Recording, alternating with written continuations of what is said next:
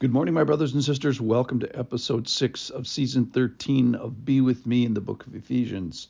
Paul is praying for his Ephesian brothers and sisters, and he prays for a couple of things in chapter 1. He gives thanks for them, and then he prays for wisdom for them, prays for revelation of the knowledge of him, that the eyes of their heart may be enlightened, so that they can know the hope to which he called them, the riches of his inheritance. And then this is the one that I want to talk about today. Verse 19. And what is the immeasurable greatness of his power towards us? So he's praying and he says, I want you to know this great power that God has towards us who believe. Then he's going to describe that power as he goes on in the next couple of verses. I'm going to start at 19. And what is the immeasurable greatness of his power towards us who believe, according to the working of his great might, that he worked in Christ. Same power, he wants us to know, the same power that he worked in Christ, that God put to work in Christ when he raised him from the dead. He wants us to know his great power that he put to work in Christ's resurrection, and seated him at the right hand in the heavenly places. So it's a resurrection power. It's a seated power. And then he describes how great this power is, far above all rule and authority and power and dominion, and above every name that is named, not only in this age, but the age to come. And he put all things under his feet, and gave him his head over all things to the church, which is his body, the fullness of him who fills all in all. So he says, know the power. So let's talk about what we're supposed to know about the power today. So it's this great power. It's immeasurable power. But here's the thing. It's directed towards us who believe. And we got to know it because we're going to have to use it to apply stuff here in a little bit. So this is not a theoretical power. It's a very practical power, and that's where we're going here today. So know that it's the same power that God put to work when Christ was resurrected. So, talk about powerful and beyond category. And think about this. This power is being directed towards us. God is directing resurrection power towards believers. So that's incredible. And God is directing seated power. So it's a finished, accomplished, confident power. And God is directing a heavenly power. This is an otherworldly kind of a power. And it's described as far above rule, power, and dominion.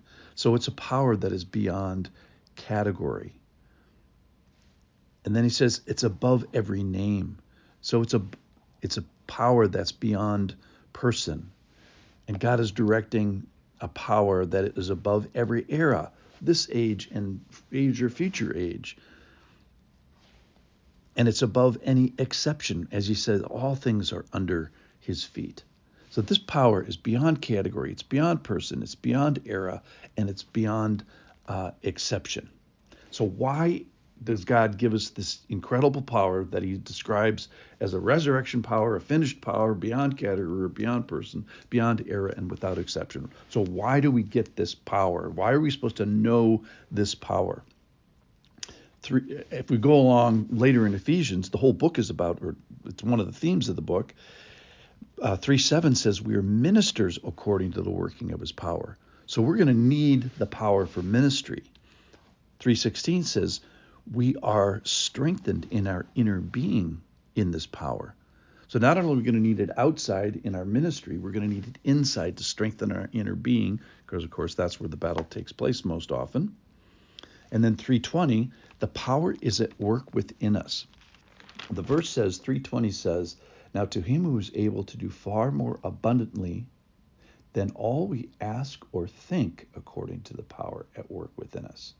So it's going to affect our asking, and it's going to affect our thinking. So we need this power internally, externally, for our thinking and for our asking. And then we're going to need it for fighting. So chapter 6 talks about putting on the armor of God. And the reason we do that is, says, for we do not wrestle against flesh and blood, but against rulers, against authorities, against cosmic powers. So we need God's power because we're fighting and wrestling with cosmic powers, authorities, rulers. So we're going to need it internally. We're going to need it externally. We're going to need it for our asking. We're going to need it for our thinking. And then we're going to need it for fighting the cosmic power. So God's power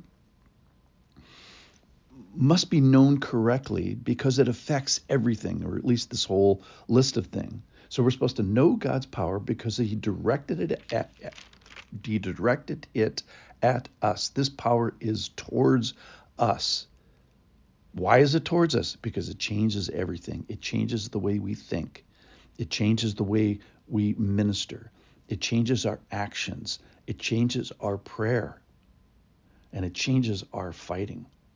So we need to know God's power in order that we apply it correctly. So he asks us to know the power, this great power, this confident, finished, seated resurrection power that's beyond category and above every name and above every era of this age or the one to come. And it's without exception in all things under his feet. He seems to put that power at work within us and also within the church. Why? Because we need it. We need it to think right. We need it to be right. We need it to act right. We need it to pray right. And we need it to fight right. Join me in knowing God's power today. Thanks for listening.